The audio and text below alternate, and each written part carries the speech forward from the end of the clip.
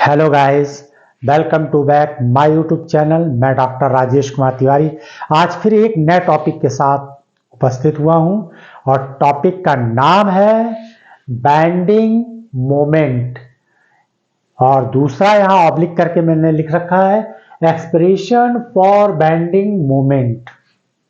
मैंने इससे एक पहले वीडियो डाला है बीम ऑफ बैंडिंग का या बीम से।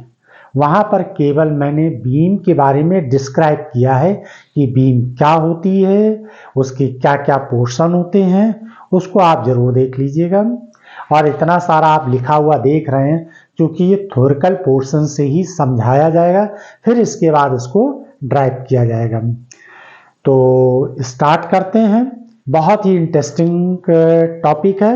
इलास्टिक प्रॉपर्टी की इम्पोर्टेंस क्या है, इलास्टिक प्रॉपर्टी की क्या इम्पोर्टेंस है और कहाँ कहाँ पर कैसे अप्लाई होती है या कैसे ये ऑटोमेटिकली जनरेट हो जाती है। तो आज इसी पर हम डिस्कस करते हैं और आपको बहुत अच्छे से समझ में आएगा जब हम पूरी स्टडी करेंगे इसके बारे में। तो आपको इलास्टिक प्रॉपर्टी की के एप्लीकेशन आप बैंडिंग मोमेंट के लिए हम पहले एक फिगर ड्रॉ करते हैं। तो फिगर के लिए जनरली हम यहाँ पर एक ये बीम ले लेते हैं और ये कैसी है, रेक्टेंगुलर बीम है। ये हमने इसका फ्रंट पोर्शन ले लिया है और जिसके अबाउट हमें इसको क्या करना है, एक फोर्स अप्लाई करना है। तो सबसे पहले हमने एक ये वो पोर्शन ले लिया, ये वो क्रॉस सेक्शन पोर्शन है जिस पर हम फोर्स अप्लाई करेंगे। जैसे कि एग्जाम्पल के रूप में हम बीम दिखाते हैं आपको। ये जैसे एक लकड़ी की स्टिक है, तो हम इस पोर्शन पर यानी ये फोर्स और यहाँ पर ऐसे फोर्स अप्लाई करते हैं इस तरीके से। ये तो जब एक इस डायरेक्शन में फोर्स होगा, एक इस डायरेक्शन में होगा और ये लेंथ है, लेंथ इनटू फोर्स का प्रोडक्ट क्या कहलाता है, टॉर्क कहलाता है। और जो मैं फोर्स अप्लाई कर रहा हूं, मैं मतलब एक्सटर्नल फोर्स जो अप्लाई किया जाता है, एक्सटर्नल फोर्स अप्लाई किया जाता है, इसे हम बोलेंगे डिफॉर्मिंग फोर्स। मैं फोर्स अप्लाई कर रहा हूं इस पर, तो इसका मतलब है ये डिफॉर्मिंग फोर्स। मेरे हैंड ऐसे इसको मोड़ने की कोशिश, हम ज्यादा ताकत लगाएंगे टूट जाएगी। तो ये जो मैं अप्लाई कर रहा हूं ये डिफॉर्मिंग फोर्स है। लेकिन जब मैं हाथ छोड़ देता हूं यानी फ्री कर दो, तो ये अपने ओरिजिनल शेप में आ जाती। इसे हम बोलेंगे रीस्टोरिंग फोर्स। यानी कि मेटल की इंटरनल प्रॉपर्टी यानी elastic property, due to elastic property, due to elastic property यानी ये अपने ओरिजिनल शेप को रिगेन कर लेती है, अपने ओरिजिनल शेप में आ जाती है। तो जब ये अपने ओरिजिनल शेप में कब आती, जब हम इस पर एक्सटर्नल फोर्स लगाते हैं और जैसे ही एक्सटर्नल फोर्स यहाँ हटा देते हैं, रिमूव करते हैं, वैसे ये क्या करती, हम एक्सटर्नल फोर्स मीन्स डिफॉर्मिंग यानी इसका डिफॉर्म कर रहे हैं। और ये जो स्टिक है ये क्या करती है, एक इंटरनल फोर्स जनरेट कर लेती है जिसे हम रीस्टोरिंग फोर्स कहते हैं और ये अपने ओरिजिनल शेप को रीगेन कर लेती है। और जब इस पर हम force apply, external force apply करेंगे, वैसे ये अपनी इलास्टिक प्रॉपर्टी की वजह से क्या करेगी, एक इंटरनल फोर्स हमारे फोर्स के लगाए हुए अपोजिट डायरेक्शन में प्रोड्यूस कर लेगी, जिसे हम क्या बोलेंगे, रीस्टोरिंग फोर्स यानी इंटरनल फोर्स कहलाएगा। तो इसी का हम एक्सप्रेशन निकालेंगे बाद में। तो सबसे पहले जो है यहाँ पर क्या करते हैं, जो ये फोर्स हम अप्लाई करते हैं उसके बेस पर हम इसकी स्टडी करते हैं। हमने यहाँ पर जो शुरू किया था ये ऐसे हम फोर्स अप्लाई कर रहे हैं इस तरीके से। तो जब हम इस पर फोर्स अप्लाई करेंगे यहाँ पर, और ये हमने एक पी क्यू आर एस ये एक बीम ले ली, इस शेप की एक बीम ले, इस पर हमने एक टॉर्क अप्लाई किया, यहाँ पर एक टॉर्क फोर्स अप्लाई करेंगे। तो जब टॉर्क फोर्स अप्लाई करेंगे तो ये क्या हो जाएगी, बैंड हो जाएगी। जब ये बैंड हो जाएगी एक आर्क सबटेंड हो जाएगा, यानी एक आर्क प्रोड्यूस हो जाएगा। और वो कैसे हो जाएगा, इस तरीके से, इस तरीके से ये आर्क प्रोड्यूस हो जाएगी। ये इस फॉर्म में आ जाएगी। जब हम फोर्स अप्लाई करें, एक्सटर्नल फोर्स यानी डीफॉर्मिंग फोर्स जब इस पर अप्लाई करेंगे, एक छोट बीम तो बहुत बड़ी है, उसके हम छोटे से पार्ट में कहीं पर भी फोर्स अप्लाई कर सकते हैं या सिरों पे भी फोर्स अप्लाई कर सकते हैं, तो वो ऐसा फॉर्म बना लेगी, ऐसा फॉर्म जनरेट हो जाएगा। इस पर हम जब फोर्स अप्लाई करेंगे, ये सरफेस है, ये बीम है, मान लीजिए एक इमेजिनेशन कीजिए ये एक बीम है, इस पर हमने ये फोर्स अप्लाई किया तो ये क्या हो जाएगा, ये इस तरीके से कर्वेचर फॉर्म ले लेगी।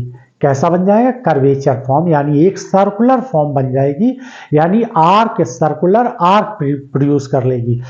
ये बना है, देखिए ये आर्क होगी। अब इसमें हम देख रहे हैं कि इसमें ये बीम कैसी है, मैनी लेयर से मिलकर बनी हुई है। ये बीम मैनी लेयर से बनी है। इसमें एक मिडिल लेयर होती है जिसे हम न्यूट्रल एक्सिस कहते हैं। ये एक न्यूट्रल एक्सिस होती है, एन और एन डैश। अब जब हमने इसमें फोर्स अप्लाई किया तो क्या हो जाएगा, यहां पर भी एक न्यूट्रल एक्सिस एन और एन डैश होगी। न्यूट्रल एक्सिस के अबव पोर्शन में क्या हो जाएगा, एक्सटेंशन हो जाएगा। जो यहां लिखा हुआ है वही मैं यहां समझा रहा हूं, ये आप लोग ध्यान दीजिएगा। जितना मैंने यहां लिखा है यही पूरा का पूरा वर्ड वाइज वर्ड यही मैं समझा रहा हूं कि ये जो न्यूट्रल एक्सिस लाइन है, न्यूट्रल एक्सिस है, इसके अबव की जो लेयरें हैं, फिलामेंट है, उनमें क्या होगा, एक्सटेंशन हो जाएगा, और नीचे वाले पोर्शन में कंप्रेशन हो जाएगा। यानी ऊपर वाला टेंसाइल हो जाएगा, नीचे वाला कंप्रेस हो जाएगा। फिर यानी कि इस न्यूट्रल के ऊपर वाली एक्सिस में क्या हो जाएगा, एलांगेशन हो जाएगा, यानी टेंसाइल हो जाएंगी या एक्सटेंशन। आप अलग अलग वर्ड नाम दे सकते हैं, डिफरेंट बुक में जो है किसी ने टेंसाइल नाम दिया, किसी ने एलांगेशन नाम दिया, किसी ने जो है यहाँ पर एक्सटेंशन। तो आप कुछ भी इसको आप समझ लीजिए, चाहे टेंसाइल, चाहे टेंशन, चाहे एलांगेशन कह लीजिए। नीचे वाले पोर्शन में क्या हो जाएगा, कंप्रेशन हो जाएगा, यानी कॉन्ट्रैक्शन। तो जब यहाँ पर इस शेप में ये डिफॉर्म हो जाएगी, डिफॉर्मिंग तो होगी, जब हमने एक डिफॉर्मिंग फोर्स लगाया तो ये डिफॉर्म हो गई। अब ये जो फॉर्म बन गया है, ये जो रॉड है, ये बार है, इसके इंटरनल पार्ट एक रिस्टोरिंग फोर्स लगाएंगे और अपने ओरिजिनल शेप को रीगेन करने की कोशिश करेगा। यानी ड्यू टू इलास्टिक प्रॉपर्टी ये यहां पर जैसे हम एक्सटर्नल फोर्स लगाएंगे वैसे ही ये रॉड क्या करेगी, यानी रॉड यानी बार के इंटरनल फोर्स एक ऑटोमेटिकली जनरेट हो जाएगा। इस रॉड के अंदर एक ऑटोमेटिकली एक इंटरनल फोर्स जनरेट हो जाएगा जिसे रिस्टोरिंग फोर्स कहेंगे। वो रिस्टोरिंग फोर्स क्या करेगा, इसको रीगेन शेप यानी अपना ओरिजिनल शेप ऑब्टेन करने में हेल्प करेगी। क्लियर है। यहाँ पर पहले कुछ पॉइंट ये दिए गए हैं, इस पॉइंट के बारे में जान लेते हैं, फिर यहाँ पर इसका एक्सप्रेशन निकालते हैं। यहाँ पर सबसे पहले हम क्या करते हैं, bending moment. Let a straight metallic beam is bent in the form of circular arc। ये एक मेटेलिक स्ट्रेट लाइन की बीम है। जब इस पर एक्सटर्नल फोर्स अप्लाई किया तो इसने एक क्या किया, कैसा फॉर्म बना लिया, सर्कुलर आर्क फॉर्म डेवलप कर लिया। Form of circular arc by applying deforming यानी डिफॉर्मिंग अप्लाई यानी एक्सटर्नल फोर्स अप्लाई किया, एक्सटर्नल फोर्स अप्लाई किया। और एक्सटर्नल फोर्स कैसा, ये टॉर्क के फॉर्म में है। टॉर्क फॉर्म क्या होता है, force into perpendicular displacement, force into perpendicular displacement, इसे हम टॉर्क नाम देते हैं। एक इक्वल और अपोजिट फोर्स यहां पर टॉर्क के फॉर्म में होगा, ये होगा क्लॉकवाइज और ये होगा एंटी क्लॉकवाइज, लेकिन अपोजिट है और इक्वल है। क्या कर रहे हैं हम, अप्लाई कर रहे हैं किस पर, इस बार पे। जैसे अप्लाई किया इसने कैसा फॉर्म ले लिया, सर्कुलर फॉर्म ले लिया। Equal and opposite force at its and पर अप्लाई किया। The restoring force come into play, यानी कि जब हमने इस पर एक डिफॉर्मिंग फोर्स अप्लाई किया, वैसे ही इलास्टिक प्रॉपर्टी की वजह से ये अपने अंदर एक रिस्टोरिंग फोर्स जनरेट कर लेगा और अपने ओरिजिनल शेप को रीगेन करने की कोशिश करेगी। किसकी वजह से? Due to elastic property into play, restoring force come into play automatically and constitute a restoring couple due to elastic property of material of beam. Clear है यहाँ तक? Which is equal and opposite to the deforming couple. अब यहाँ पर deforming couple, deforming couple मतलब deforming तो मैंने couple force लगाया और उसके अगेंस्ट कौन सा हो गया? यहां पर रिस्टोरिंग फोर्स हो गया। The restoring internal force of metallic fibre. Metallic fibre मैंने कहा इससे पहले का एक वीडियो बनाया, उसको जरूर पढ़ लीजिएगा। तो उसमें मैंने पूरा मेटेलिक, और ये जो है मेटेलिक फाइबर ही है, ये जो आपको दिखाई दे रहा है मेटेलिक फाइबर का ही डायग्राम बनाया गया। Metallic fibre couple is called bending moment, यानी जो यहां पर हमने एक डिफॉर्मिंग फोर्स अप्लाई किया है, ये आप देख रहे हैं ना, डिफॉर्मिंग फोर्स जो अप्लाई किया है, इक्वल और अपोजिट, इक्वल और अपोजिट द रिस्टोरिंग। अब इसके अगेंस्ट जो मैंने अप्लाई किया है, इसके अगेंस्ट इसका एक फोर्स डेवलप हुआ जिसे इंटरनल फोर्स कहेंगे या फिर हम रिस्टोरिंग फोर्स कहेंगे। ये जो फोर्स होता है क्या कहलाता है? Bending moment. ये क्या कहलाएगा? ये जो कपलिंग फोर्स है ये क्या कहलाएगी? रिस्टोरिंग कपल जो है, restoring couple is called bending moment. Due to bending, filament above the neutral axis get tensile. इस फोर्स की वजह से, जो फोर्स मैं ये अप्लाई कर रहा हूं, उस फोर्स की वजह से जो ये न्यूट्रल लाइन है, ये स्टेप ऐसे बनी हुई थी, फिलामेंट था, इस फिलामेंट का ये न्यूट्रल पॉइंट है, ये न्यूट्रल का अबव पॉइंट है, ये बिलो पॉइंट है, यहां पर हमने फोर्स अप्लाई किया तो इसने क्या किया? एक आर्क शेप जनरेट कर लिया। आर्क शेप जनरेट होने की वजह से न्यूट्रल के ऊपर वाले फाइबर्स जो हैं वो टेंसाइल हो जाएंगे, यानी एक्सटेंशन हो जाएगा उनका, और नीचे वाले का क्या हो जाएगा? कंप्रेशन हो जाएगा। नीचे वाले का क्या हो जाएगा? कंप्रेशन हो जाएगा, यानी ये टेंसाइल हो जाएगा, या हम इसको एक्सटेंशन भी कह सकते हैं, एक्सटेंशन। और नीचे वाला क्या हो जाएगा? कंप्रेशन। नीचे वाले पोर्शन में, यानी न्यूट्रल लाइन के नीचे वाले में क्या हो रहा है? कंप्रेशन। ऊपर वाले में क्या हो रहा है? एक्सटेंशन हो रहा है। While filament below the neutral axis get shortened, यानी छोटे हो जाएंगे, कंप्रेशन हो जाएगा। क्लियर है यहां तक? But mid neutral filament remain unchange. जो ये वाला फिलामेंट है, ना इसमें एक्सटेंशन होगा और ना ही इसमें compression. Neutral axis at is रहेगा। न्यूट्रल एक्सिस कैसा रहेगा? एट इज ही रहेगा।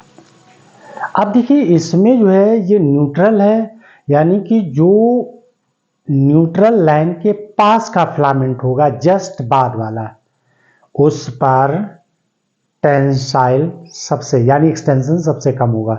उससे ऊपर वाले में और ज्यादा होगा, उससे ऊपर वाले में और ज्यादा हो जाएगा।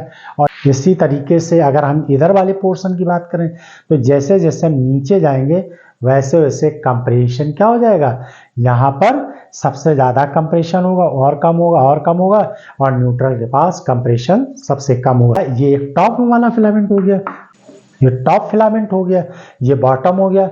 बॉटम वाले में कंप्रेशन सबसे ज्यादा होगा और एक्सटेंशन सबसे ज्यादा टॉप वाले में होगा। फिर से सुन लीजिए, एक्सटेंशन सबसे ज्यादा टॉप वाले फिलामेंट में होगा और सबसे ज्यादा कंप्रेशन बॉटम वाले में होगा। न्यूट्रल वाले लाइन के पास के जो फिलामेंट होंगे उसमें एक्सटेंशन या कंप्रेशन कम होंगे। अब इसका एक्सप्रेशन यानी ड्राइव करने के लिए सबसे पहले हम कुछ कंसीडर करते हैं, कुछ पोर्शन या एजम्पशन लेते हैं। वो एजम्पशन क्या होंगे? Number 1, the cross section area of the beam does not change under applied torque. हम जो टॉर्क अप्लाई कर रहे हैं इसका क्रॉस सेक्शन एरिया ये वाला हो गया और इसकी न्यूट्रल लाइन ये न्यूट्रल लाइन है। यानी ये देखिए यहां पर थोड़ी सी डिफिकल्टी होती है आप लोगों को समझने में। ये क्या है? बार है, ये रेक्टेंगुलर बार है। हम इस पर फोर्स अप्लाई करेंगे, यहां फोर्स अप्लाई करेंगे, लेकिन इसका क्रॉस सेक्शन एरिया ये है, ये क्रॉस सेक्शन एरिया। क्लियर है? ये क्या है? क्रॉस सेक्शन एरिया है। इस पर ये अनचेंज रहेगा। जब हम ऐसे टॉर्क फोर्स लगाएंगे तो जो ये क्रॉस सेक्शन एरिया है ये अनचेंज रहना चाहिए during the applied external force. Clear है?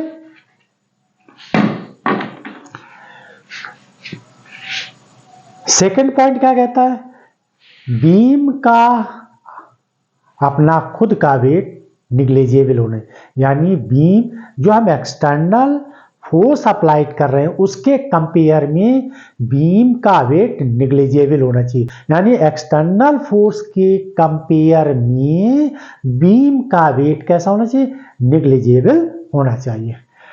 नेक्स्ट पॉइंट क्या है? Third point, thickness of the beam negligible, यानी थिकनेस निग्लेजेबल होनी चाहिए, इट्स लेंथ। अब हम इसका एक्सप्रेशन निकालेंगे। कैसे?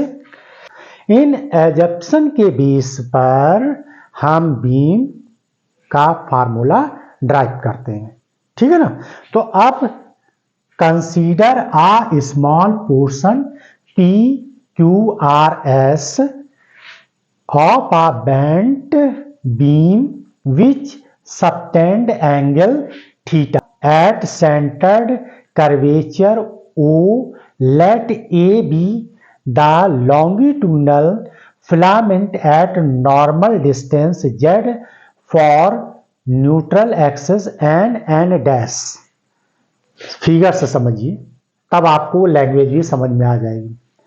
ये हमने स्मॉल बीम का एक स्मॉल पोर्शन ले लिया, बीम का एक स्मॉल पोर्शन ले लिया, उसको हमने नाम दिया PQRS। इसकी न्यूट्रल लाइन क्या है? N और N डैश है, N और N डैश है। क्लियर है यहां तक? इसको हमने एक्सटर्नल फोर्स लगा के इस तरीके से सबस्टेंड कर लिया। जब इसको हम बेंड किया, फोर्स लगाएंगे तो बेंड हो जाएगी। जब बेंड हो जाएगी तो उस कंडीशन में न्यूट्रल एक्सिस के अबव वाले पोर्शन में फिलामेंट में क्या जाएगा? टेंसाइल यानी एक्सटेंशन हो जाएंगे, और न्यूट्रल एक्सिस के बिलो वाले पोर्शन में क्या हो जाएगा? कंप्रेशन हो जाएगा। और इस तरीके से एक सर्कुलर आर्क प्रोड्यूस हो जाएगा, और वो सर्कुलर आर्क जो प्रोड्यूस होगा उसका एक सेंटर पॉइंट होगा। सेंटर पॉइंट ये ऐसे, ये इसका एक सेंटर पॉइंट बनेगा। इसको यूं बढ़ा दीजिए और इसको हम ऐसे ले लेंगे तो ये क्या आ जाएगा? सेंटर पॉइंट निकल कर आ जाएगा। क्लियर है यहां तक? इसका ये सेंटर पॉइंट निकल कर आ जाएगा। अब देखिए ये P है, यहां पर ये P लिख दिया, ये Q है, ये Q लिख दिया, यहां ये R और ये S, और ये N और N डैश क्या है? यहां पर न्यूट्रल एक्सिस है तो न्यूट्रल एक्सिस कर दिया। न्यूट्रल एक्सिस से जहां पर ये एंगल ड्रॉ हुआ है, ये थीटा, ये एंगल सबटेंड हुआ है, वो एंगल क्या है, थीटा। और न्यूट्रल एक्सिस से ओ पॉइंट की डिस्टेंस जिसको हम आर से रिप्रेजेंट करते हैं, ये रेडियस ऑफ कर्वेचर कहलाती है। ये क्या है, radius of curvature. Neutral line से इसको हमने लिया। अब हम क्या करते हैं, इसकी स्टडी करने के लिए एक और फिलामेंट सेलेक्ट करते हैं। जस्ट न्यूट्रल एक्सिस के ऊपर एक फिलामेंट जेड डिस्टेंस पर ले लेते हैं। एक फिलामेंट यहां पर ये कंसीडर कर लेते हैं जो न्यूट्रल फिलामेंट से अब जेड डिस्टेंस पर एक फिलामेंट कंसीडर कर लेते हैं। न्यूट्रल फिलामेंट के ऊपर एक फिलामेंट ले लेते हैं जो न्यूट्रल से जेड पोजीशन पर है या जेड डिस्टेंस पर है। इस फिलामेंट को हम नाम दे सकते हैं ई एफ। इस फिलामेंट को हम नाम क्या दे दें, ई एफ। एक फिलामेंट ई एफ ले लेते हैं जो न्यूट्रल एक्सिस से जेड पोजीशन पर है। क्लियर है यहां तक। अब इसका एक्सप्रेशन ड्रॉ कर लेते हैं। न्यूट्रल एक्सिस से ओ के बीच के कितना है, ये आर डिस्टेंस है, और ओ से ई के बीच में कितनी डिस्टेंस है, आर प्लस जेड, क्योंकि ये जेड है ना भाई, ये यहां से यहां तक आर है तो ये जेड है इतना, तो ये पूरा के ओ से ई तक के, ये ई लिया ना, ओ से ई तक की कितनी डिस्टेंस हो जाएगी, आर प्लस जेड हो जाएगी। क्लियर है यहां तक। हाँ देखिए, वी नो दैट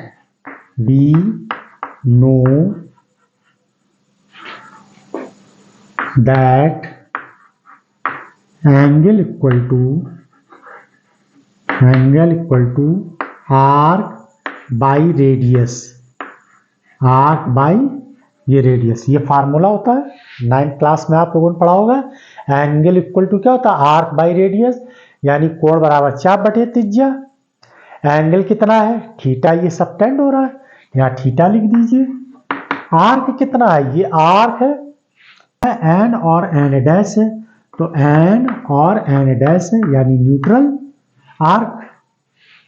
ये यहां से यहां तक हमने कितना ले लिया, arc neutral N N dash ले लिया। रेडियस कितनी है यहां से यहां तक, ये आर हो जाएगी, तो N dash equal to theta R हो गया। अब इसी तरीके से दूसरा आर्क लेते हैं। दूसरा आर्क क्या होगा, ई और एफ हो जाएगा, जो न्यूट्रल एक्सिस से जेड डिस्टेंस पर, देखिए यही तो लिखा है मैंने, normal distance Z from the neutral axis. Clear है। तो अब यहां से यहां तक की रेडियस अब कैसे काम करेगी, जहां आर काम कर रही थी अब वो क्या है, आर प्लस जेड हो जाएगी। किसके लिए, किस आर्क के लिए, इस आर्क के लिए, ई एफ। तो फॉर आर्क ई एफ तो क्या हो जाएगी, यहां से यहां तक की कितनी हो जाए, आर प्लस जेड है, और एंगल कितना, थीटा सबटेंड हो रहा है, तो ये हो जाएगा आर प्लस जेड। यानी ये आर्क ने ई एफ आर्क कितना निकल कर आया, थीटा आर प्लस जेड निकल कर आ गया, और एन एन डैश के लिए क्या था, थीटा आर हो गया। ये भी आर्क है और ये भी आर्क है। क्लियर है यहां तक। तो कितना एक्सटेंशन हुआ, यानी टेंसाइल हुआ ना, एक्सटेंशन हुआ ना, तो कितना हुआ, तो ये लॉन्गिट्यूडनल एक्सटेंशन हुआ। कैसा हुआ, लॉन्गिट्यूडनल एक्सटेंशन हुआ। यानी एक तरीके से लॉन्गिट्यूडनल लेंथ कितनी चेंज हुई है, लॉन्गिट्यूडनल लेंथ कितनी चेंज हुई है, तो वो चेंज लेंथ निकाल लेते। पहले कितनी थी, एन एन डैश थी, बाद में ये कितनी होगी, ई एफ हो गई। तो पहले थीटा आर थी, बाद में कितनी हो, थीटा आर प्लस जेड हो गई। तो हम यहाँ पर क्या निकालें, इंक्रीज या चेंज लेंथ या एक्सटेंशन लेंथ, आप डिफरेंट नाम दे सकते हैं, या लॉन्गिट्यूडनल चेंज लेंथ भी लिख सकते हैं, क्योंकि लॉन्गिट्यूडनल यहाँ पर लेंथ चेंज हुई है। क्लियर। अब आप इस स्क्रीनशॉट ले लीजिए, तो हम इधर वाला रब करके और इसको ड्राइव करते हैं। ये आर्क निकाल लिया, ये एक तरीके से ओरिजिनल लेंथ हो गई, और ये ई एफ क्या हो गई, न्यू लेंथ हो गई, यानी लॉन्गिट्यूडनल लेंथ न्यू आ गई है यहाँ पर चेंज होके। तो लॉन्गिट्यूडनल या एक्सटेंशन आप कह लीजिए, कितना एक्सटेंशन हुआ है, तो एक्सटेंशन, इसको आप ये भी लिख सकते हैं चेंज लेंथ, चेंज लेंथ। तो चेंज लेंथ कितनी आ गई यहाँ पर? चेंज लेंथ हो जाएगी, पहले लेंथ कितनी, ई एफ, तो ये क्या हो गई? New length, E F minus original length कितनी है? एन डैश है, तो एन डैश लिख दीजिए यहाँ पर। क्लियर है यहाँ तक? ई एफ की वैल्यू क्या आ जाएगी यहाँ पर? ई एफ की वैल्यू है थीटा, थीटा, और यहाँ लिख दीजिए आर प्लस जेड, यहाँ लिख दिया। और एन डैश कितनी है यहाँ पर? थीटा आर हो जाएगा। ब्रैकेट खोल दीजिए यहाँ पर, theta R plus theta Z minus theta R, theta R cut गया, थीटा जेड आ गया। ये क्या होगी? चेंज लेंथ आ गई। यंग मॉडुलस इक्वल टू क्या होता है? Young modulus equal to Young's modulus of elasticity equal to stress by tensile. ये टेंसाइल है, ये एक्सटेंशन बोल लीजिए या टेंसाइल बोल लीजिए। यहाँ पर आप चाहें तो उसे टेंसाइल भी लिख सकते हैं। Tensile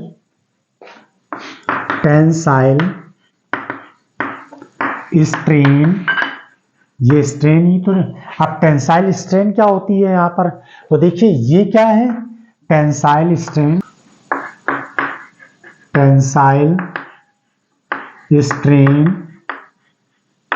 equal to change length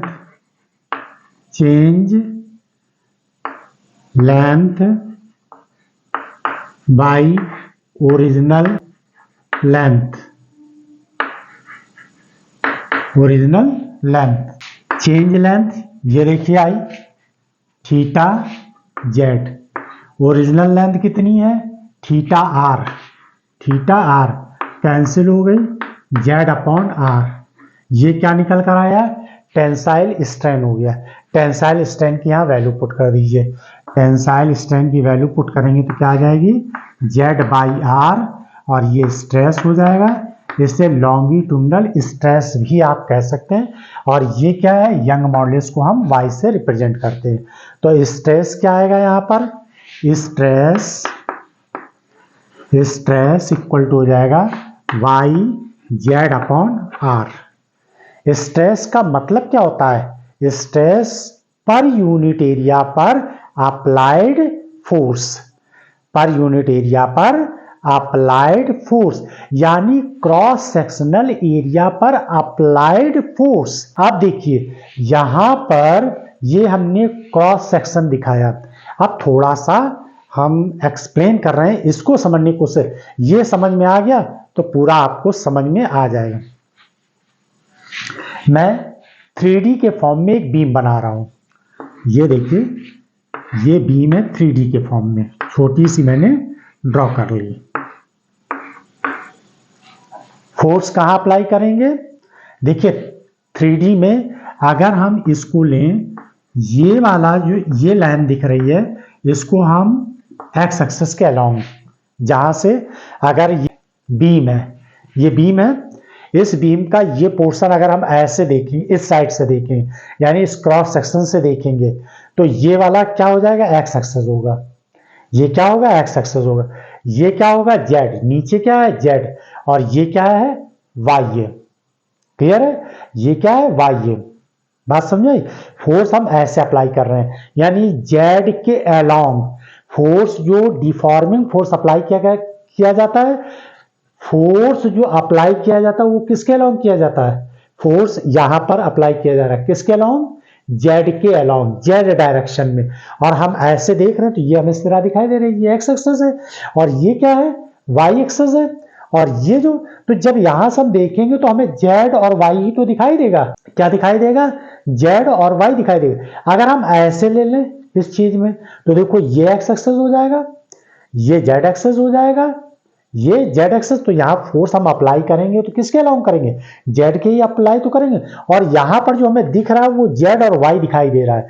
ये जो पोर्शन है, हमें क्रॉस सेक्शन पोर्शन है, वो क्या दिखाई दे रहा है, z और y दिखाई दे रहा है। x तो ये सेम यही यहां पर हो गया। तो यानी कि जब हम फोर्स ऐसे अप्लाई करेंगे तो क्या हो जाएगा, पर यूनिट एरिया पर फोर्स स्ट्रेस क्या होता है, वैसे भी डिफिनेशन के अकॉर्डिंग क्या होता है, पर यूनिट एरिया पर अप्लाइड फोर्स क्या कहलाता है, स्ट्रेस कहलाता है। तो हम छोटे पोर्शन यानी स्मॉल पोर्शन के लिए कितना करें, ये तो पर यूनिट एरिया का फोर्स है।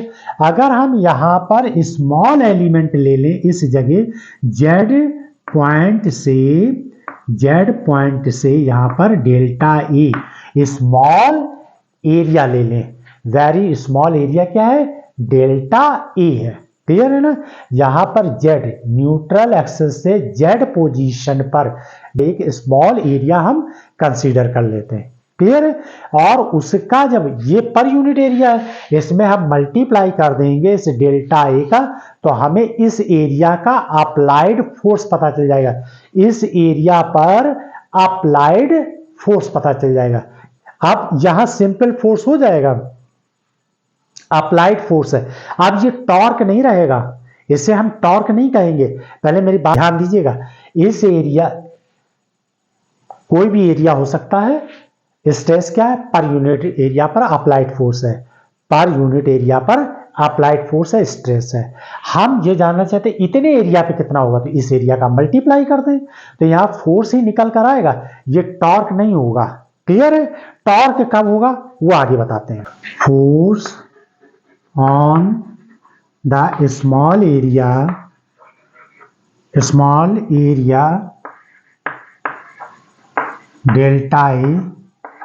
डेल्टा ए पर हम तो आप फोर्स कितना निकल कर आ जाएगा, यानी ये आ जाएगा वाई जेड अपॉन आर। ये क्या है, पर यूनिट एरिया पर अप्लाइड फोर्स है, तो हम किस एरिया पे निकालना चाहते हैं, उस एरिया पे डेल्टा ए ले लेंगे, तो ये हमें फोर्स मिल जाएगा। क्लियर है। मैंने आपसे पहले कहा था ये फोर्स है, मोमेंट यानी टॉर्क नहीं। अब टॉर्क निकालते हैं। टॉर्क कैसे निकाला जाएगा, फोर्स इंटू परपेंडिकुलर डिस्टेंस, यानी ये हो जाएगा moment of force. Moment of force क्या हो जाएगा, force into perpendicular displacement. Moment of force, moment of force क्या हो जाएगा, फोर्स इंटू परपेंडिकुलर, इसमें सिंबल हम बना देते परपेंडिकुलर डिस्टेंस, और वो डिस्टेंस कितनी हो जाएगी, न्यूट्रल एक्सिस से कितनी है, जेड है। तो यहां फोर्स कितना निकाल लिया हमने, फोर्स ये निकल कर आया Y Z upon R delta A into ये जेड डिस्टेंस, यानी कि यहां पर हम डेल्टा ए के लिए निकाल रहे हैं, तो ये डेल्टा ए का फोर्स यहां कितना निकल कर आया, पॉइंट जेड से परपेंडिकुलर डिस्टेंस हमने ले लिया यहां पर, तो परपेंडिकुलर डिस्टेंस क्या है, यहां पर जेड है, और ये फोर्स है, तो फोर्स इंटू परपेंडिकुलर डिस्टेंस, और ये परपेंडिकुलर डिस्टेंस क्या है, जेड, न्यूट्रल एक्सिस से जेड पॉइंट पर स्मॉल एरिया हमने कंसीडर किया, तो ये हमें क्या निकल कर आ गया, मोमेंट ऑफ फोर्स यानी टॉर्क फोर्स हो गया।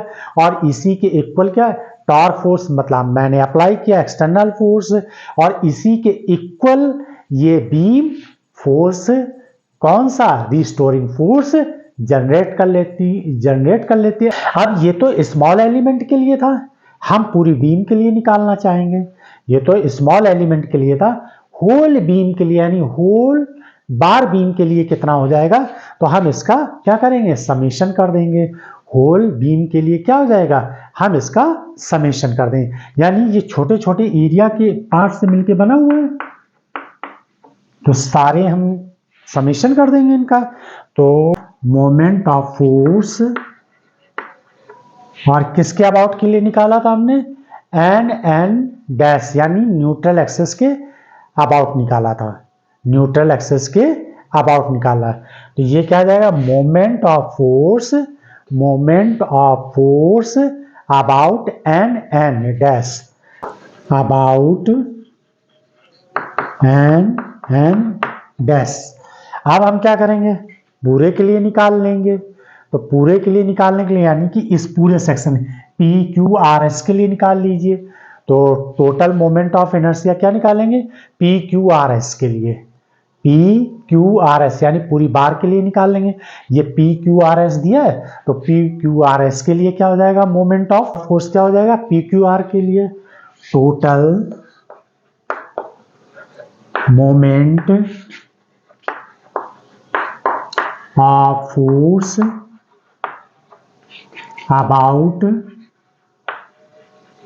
About P Q R S. तो यानी पूरे बार के लिए हम निकालेंगे। तब यहाँ क्या आ जाएगा, समीशन कर देंगे इसका। समीशन के लिए सिग्मा लगाइए वाई और ये जेड और जेड स्क्वायर हो जाएगा और डेल्टा ए अपॉन नीचे क्या है आर, नीचे क्या लिखा है आर, ये आ जाएगा। यहां तक समझ में आ गया। अब इसको जो है कैसे रिप्रेजेंट करेंगे, इस पूरे को कैसे रिप्रेजेंट, ये निकल कर आया total moment of force about the P Q R S, यानी कि इस पूरे बार के लिए हमने फाइंड कर लिया। अब देखिए इसको क्या नाम देंगे हम यहाँ पर, पहले इसको हम और सॉल्व कर लें। यहाँ देखिए इसको सॉल्व करते हैं, वाई आर बाहर कर दीजिए, equal to y upon R summation sigma A, sigma delta A small element है एरिया का, और ये क्या हो जेड स्क्वायर, ये क्या आ जाएगा जेड स्क्वायर। अब sigma delta A Z square को आई जी से रिप्रेजेंट करेंगे। इसको हम क्या ले लें, आई जी ले लें। ये क्या कहलाएगा, आई जी ज्योमेट्रिकल मोमेंट ऑफ इनर्शिया। आई जी क्या कहलाएगा, ज्योमेट्रिकल मोमेंट ऑफ इनर्शिया। यानी कि ये कैसे काम कर रहा है, जैसे मोमेंट ऑफ इनर्शिया का फार्मूला आई इक्वल टू क्या होता है, एम आर स्क्वायर होता है कि नहीं होता है, या हम ये कह लें कि एम के स्क्वायर। तो ये जो है एनालॉग, एम जो है एनालॉग किसके हो जाएगा, यहाँ पर जो एरिया के हो जाएगा। ये मास जो है किसके एनालॉग हो जाएगा, यहाँ पर किसके एनालॉग हो जाएगा, एरिया के। जैसे हम यहाँ मास लेते हैं वैसे यहाँ पर एरिया लेंगे। तो ये ज्योमेट्रिकल मोमेंट ऑफ इनर्शिया यानी मोमेंट ऑफ इनर्शिया के एनालॉग होगा, और इसमें मास जो है सिमिलर टू एरिया के इक्वल होगा। यहाँ मास ले रहे हैं, यहाँ पर एरिया, इसे हम second kind of moment of inertia बोलते हैं। ये सेकेंड टाइप का मोमेंट ऑफ इनर्शिया भी होता है। क्लियर है। तो अब यहां पर इस फार्मूले में इसकी जगह पर हम क्या लिख देंगे, इसकी जगह पर हम लिख देंगे y I G upon R. अब ये फार्मूला बन गया, ये फार्मूला किसका हो जाएगा, इसको हम फार्मूले को नाम देंगे, नाम देंगे बेंडिंग, यहां ऐसे कर देते हैं, बेंडिंग मोमेंट ऑफ, किसके लिए, एक बीम के लिए निकालेंगे, ऑफ द बीम। क्लियर है।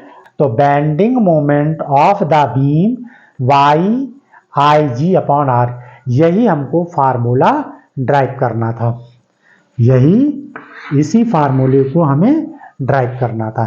अब यहां पर आई जी की वैल्यू डिफरेंट डिफरेंट शेप के लिए डिफरेंट डिफरेंट होगी। आई जी की वैल्यू डिफरेंट डिफरेंट शेप के लिए कैसी होगी, डिफरेंट डिफरेंट होगी। अब आप इसका स्क्रीनशॉट ले लीजिए, यहां हम रफ कर दें और इसको जो है हम दो कंडीशन है उनको भी लिख देते हैं। तो स्क्रीनशॉट ले, बेंडिंग मोमेंट ऑफ बीम, मैंने कहा आप डिफरेंट डिफरेंट बार के लिए, अगर हम सर्कुलर बार लेंगे तो उसके लिए आई जी की वैल्यू अलग होगी, और रेक्टेंगुलर बार लेंगे तो उसके लिए अलग होगी। तो हम रेक्टेंगुलर बार के लिए पहले स्टडी करते हैं। फॉर रेक्टेंगुलर बार, अब रेक्टेंगुलर बीम ले लें या रेक्टेंगुलर बार कह लें हम इसको। रेक्टेंगुलर बार के लिए जो क्रॉस सेक्शन एरिया होगा, क्रॉस सेक्शन एरिया, वो क्या हो जाएगा यहां पर देखिए इस फार्मूले में आई जी इक्वल टू हो जाएगा I G equal to delta A summation delta A Z square, ये फार्मूला होगा। एरिया कितना होगा तो देखो रेक्टेंगुलर बार का जो क्रॉस सेक्शन एरिया होगा, रेक्टेंगुलर बार का क्रॉस सेक्शन एरिया, ये रेक्टेंगुलर बार है, क्रॉस सेक्शन एरिया ये हो गया, क्रॉस सेक्शन एरिया ये हो गया। अब जरा ध्यान दीजिएगा, इंपॉर्टेंट यहां पर समझने को दे। हम अगर ऐसे फोर्स अप्लाई कर रहे हैं, कैसे, इस तरीके से फोर्स अप्लाई कर रहे हैं, कैसे, ऐसे, तो देखिए ये हाइट के अबाउट, ये हाइट ये हो जाएगी, हाइट ये हो जाएगी, ये हाइट हो जाएगी, क्लियर है। और जब हम ऐसे करेंगे तो हाइट अब ये हो जाएगी, अब हाइट ये कहलाएगी। जहां फोर्स ऐसे अप्लाई कर रहे हैं ना, तो ये जेड के अबाउट फोर्स अप्लाई कर रहे हैं ना, तो ये जो जेड के अबाउट ये जो लेंथ बनेगी, ये यही हाइट हो जाएगी। ये हम इसको थिकनेस भी बोल सकते हैं। अब अगर सेम मटेरियल की ये रॉड है, सेम मटेरियल की रॉड है, अगर इस पर हम फोर्स अप्लाई ऐसे करते हैं ऐसे, तो बहुत ज्यादा फोर्स अप्लाई करने के बाद भी ये बैंड नहीं हो रही है, ये बैंड नहीं हो रही है। क्यों? क्योंकि जो इसका मिडिल वाली न्यूट्रल लाइन है, वो क्या है, न्यूट्रल वाली लाइन बॉटम और टॉप के बीच में है, जो काफी रेंज में है। यानी न्यूट्रल लाइन, यहां न्यूट्रल लाइन बॉटम से बहुत करीब है, यहां पर न्यूट्रल लाइन बॉटम लाइन के करीब है। जब न्यूट्रल लाइन टॉप और बॉटम लाइन के बहुत करीब होती, न्यूट्रल एक्सिस लाइन जब बॉटम और टॉप लाइन के बहुत करीब, फिलामेंट के करीब होती है, तो वहां पर हाइट बहुत छोटी हो जाती है, क्लियर है। उसके कंपेयर में हम इसको इजी वे से क्या कर सकते हैं, बैंड कर सकते हैं। लेकिन यही रॉड अगर हम क्या करते हैं, इस शेप में ले लें, अब हमें बहुत ज्यादा फोर्स, आप ट्राई करके देख लीजिए, आप स्केल ले लीजिए, एक बार स्केल में ऐसे फोर्स लगाइए और एक बार स्केल में ऐसे फोर्स लगाइए। जब ऐसे लगाएंगे तो आप बहुत ज्यादा फोर्स लगाने के बाद भी बैंड नहीं कर पाएंगे। तो रीजन क्या है, हाइट, ये जो हम हाइट बोल रहे हैं, ये क्या होगी, बढ़ गई, क्योंकि न्यूट्रल एक्सिस लाइन जो है टॉप और बॉटम के बीच में बहुत डिफरेंस है। यानी कि न्यूट्रल एक्सिस लाइन जो है बॉटम से भी बहुत दूर है और टॉप पॉइंट से भी बहुत दूर है। यानी कि न्यूट्रल एक्सिस का दायरा काफी ज्यादा है, टॉप और बॉटम के बीच में है, लेकिन और बीच में इसमें भी रहती, बीच है, लेकिन न्यूट्रल लाइन टॉप और बॉटम के बहुत, इस केस में बहुत करीब होती है और इसमें क्या हो जाती है, बहुत ज्यादा। तो यहां से ये हाइट डिसाइड करती है। तो हाइट एंड ब्रेथ का प्रोडक्ट क्या कहलाता है, एरिया कहलाता है। तो यहां पर एरिया कितना आ जाएगा, डेल्टा ए की जगह हम लिख देंगे बी इंटू डी, यानी डी क्या है, थिकनेस है। इसके बाद अब इसमें वैल्यू पुट कर दीजिए, और जो रॉड है, रॉड का मोमेंट ऑफ इनर्शिया जो होता है, देखिए यहां से ऐसे कंपेयर करिए, आई इक्वल टू क्या होता है, एम के स्क्वायर, एम की जगह पर हम एरिया यूज करते हैं, M K square, I equal to M K square, moment of inertia क्या होता है, एम के स्क्वायर होता है, और एम की जगह पर हम क्या ले लेते हैं, एरिया ले लेते हैं, और के क्या है, रेडियस ऑफ जायरेशन है। और रेक्टेंगुलर बार का जो मोमेंट ऑफ इनर्शिया जो निकाला जाता है, वो कैसे निकाला जाता है, डी स्क्वायर बाई 12 हो जाएगा। तो के बराबर क्या होगा, डी स्क्वायर बाई 12 हो जाएगा। और यहां पर डेल्टा ए जो है, डेल्टा ए क्या है, बी डी हो जाएगा। तो कितना हो जाएगा, बी डी की पावर 4 बाई 12। अब ये यहां पर आई की वैल्यू क्या हो जाएगी इस फार्मूले में, तो bending moment of bar, rectangular bar, क्या लिखेंगे, रेक्टेंगुलर बार। तो यहां पर आ जाएगा formula Y R Y R, और ये यहाँ पर इतने की जगह आई जी की जगह ये वैल्यू भर देंगे बी डी की पावर 4/12। ये फार्मूला निकल कर आए। अगर यही सर्कुलर फॉर्म हो, अगर सर्कुलर रॉड हो, तो फॉर सर्कुलर रॉड के लिए, फॉर सर्कुलर रॉड के लिए, सर्कुलर रॉड के लिए बस आप ये वाली वैल्यू बदल दीजिए। तो बेंडिंग मोमेंट y/r हो गया। और आई जी की वैल्यू क्या होगी? आई जी की वैल्यू किसके लिए? रॉड के लिए। तो आपने सॉलिड डिस्क पढ़ी होगी। सॉलिड डिस्क, पहली बात तो एरिया क्या होगा? डिस्क का एरिया जो होता है, क्रॉस सेक्शन एरिया, ये हो गया डिस्क का क्रॉस सेक्शन एरिया, क्या हो जाएगा? और ये πr² हो जाएगा। तो एरिया की जगह πr² लिख दीजिए, ये एरिया हो गया।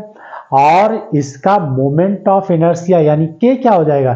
के हो जाएगा सॉलिड डिस्क के डायमीटर के अबाउट, डायमीटर के अबाउट डी यानी रेडियस की पावर 2/4। ये डायमीटर के अबाउट होता है मास इंटू रेडियस का स्क्वायर बाई 4। ये moment of inertia solid disk का होता है डायमीटर के अबाउट। तो यहाँ पर ये एरिया, अब मास क्या एरिया की जगह काम करेगा, तो πr² हो जाएगा। और यहाँ रेडियस का स्क्वायर, रेडियस का स्क्वायर बाई 4 है तो बाई 4 हो गया। तो ये निकल कर वैल्यू आ गई y/r πr की पावर 4/4 हो जाएगा। ये आ गया सर्कुलर रॉड के लिए।